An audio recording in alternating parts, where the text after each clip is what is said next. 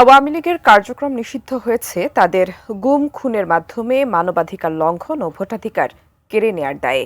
সকালে Dhaka reporters unity আয়োজিত meet the reporters অনুষ্ঠানে যোগ দিয়ে একথা জানান প্রধান উপদেষ্টার প্রেস সচিব শফিকুল আলম। সবার সাথে আলোচনা করেই সংগঠনটির কার্যক্রম নিষিদ্ধ করা হয়েছে বলেও জানান তিনি। ঢাকা রিপোর্টার্স ইউনিটি ডিআরইউ এর নিয়মিত আয়োজন মিট দ্য রিপোর্টার্সে এবার অতিথি হলেন প্রধান উপদেষ্টার প্রেস সচিব শফিকুল আলম, যেখানে সমসাময়িক নানা ইস্যুতে সরকারের অবস্থান নিয়ে বিভিন্ন প্রশ্নের উত্তর দেন তিনি। সবাইকে অনুরোধ, আপনারা আমাদের যদি ফেইলুর পান লেখেন, কিন্তু মিথ্যা কথা লিখেন না। বিভিন্ন সময় মত প্রকাশের স্বাধীনতা ক্ষুণ্ণ করা হলেও অন্তর্বর্তী সরকার মত প্রকাশের স্বাধীনতাকে প্রাতিষ্ঠানিক রূপ দিতে চায় বলে জানান শফিকুল আলম। আমাদের গভর্নমেন্টের ইচ্ছাটা হচ্ছে যে দেশে ফ্রিডম অফ স্পিচ যাতে ইনস্টিটিউশনালাইজড হোক। আওয়ামী লীগের রাজনৈতিক কার্যক্রম নিষিদ্ধ করার বিষয়ে প্রশ্নের জবাবে তিনি বলেন, জাতিসংঘের প্রতিবেদনে জুলাই অভ্যুত্থানের সময় ১৪০০ মানুষ হত্যার তথ্য উঠে এসেছে।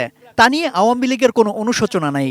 দলটির কার্যক্রমে নিষেধাজ্ঞা দেয়ায় জনমনে স্বস্তি ফিরেছে বলে মন্তব্য করেন প্রধান উপদেষ্টার প্রেস সচিব। তারা তো পুরো বাংলাদেশের মানুষের সমস্ত অধিকার তারা খর্ব করেছিল, তো সেটার আলোকে বাংলাদেশে যারা জুলাই অভ্যুত্থানে ছিলেন সমস্ত পার্টির সাপোর্ট ছিল এই আমাদের যে ডিসিশনের পিছনে। আর আপনি বলছেন যে কনসালটেশন, সবার সাথে কনসালটেশন হয়েছে। অ্যান্টিব্যাকটেরিয়াল অ্যাডিটিভ যুক্ত সেরা ওয়াটার ট্যাঙ্ক বিশুদ্ধ পানিতে ব্যাকটেরিয়া জন্মাতে দেয় না। শেয়ার বাজারের অস্থিরতা নিয়ে প্রেস সচিব জানান, এ খাত যাতে ডাকাতদের আড্ডাস্থলে পরিণত না হয় সে লক্ষ্যে সংস্কারের নির্দেশনা দিয়েছেন প্রধান উপদেষ্টা।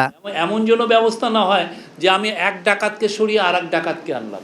শেয়ার মার্কেটটা যাতে ডাকাতদের আড্ডাখানা না হয়, এটা আমাদের চিন্তা ভাবনা করতে হবে। চলতি বছরের ডিসেম্বর থেকে আগামী বছরের জুনের মধ্যে জাতীয় সংসদ নির্বাচনে অন্তর্বর্তী সরকারের প্রস্তুতির কথাও জানান প্রধান উপদেষ্টার প্রেস সচিব। আমরা আবারও বলছি, ইলেকশন ডিসেম্বর থেকে জুনের মধ্যে হবে। সংবাদকর্মীদের অধিকার ও সুযোগ সুবিধা নিশ্চিতে সাংবাদিক ইউনিয়নকে আরও উদ্যোগী হওয়ার পরামর্শ দেন তিনি। গভর্নমেন্টই আপনাদের হয়ে সব করে দিবে, এটার চেয়েও আমার মনে হয় ইউনিয়ন এই আওয়াজটা তোলা উচিত। কেননা এই নেগোসিয়েশনটা তো হচ্ছে ইউনিয়নের সাথে মালিকদের, কিন্তু আমাদের ইউনিয়ন তো গত 15 বছর পূর্বাচলের প্লট নিয়ে ব্যস্ত ছিল। কিন্তু আমাদের জার্নালিস্টদেরকে ভয়াবহ রকমের ভাবে ঠকানো হয়।